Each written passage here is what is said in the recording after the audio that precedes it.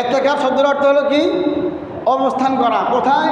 যেই মসজিদে 5 ওয়াক্ত নামাজ জামাতের সহিত আদায় হয়, ওই মসজিদে আল্লাহকে খুশি করার জন্য, ইবাদত বন্দি করার জন্য ইতিকাফ করা। এবার যারা ইতিকাফ বসবেন, একটা হলো ইতিকাফ আর একটা হলো হোতাকাফ। খালি বাস ঘুমাই দেয় আরা দিন।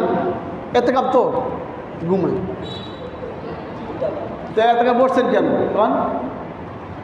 বলেন? ইতিকাফ তো ওই জিনিসকে বলা হয় আল্লাহকে খুশি করার জন্য, ইবাদত বন্দি করার জন্য। আপনি ইতিকাফে বসবেন না, ঘুমাই থাকেন। ইতিকাফ ইতিকাফ ইতিকাফ ইতিকাফ, তো কী করতে হবে?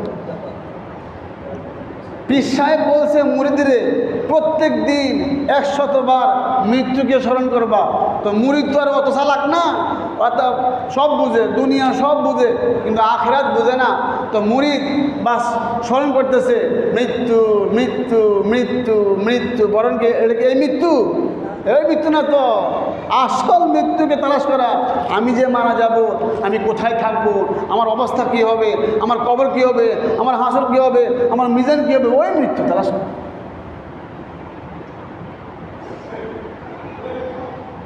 আল্লাহু আকবার।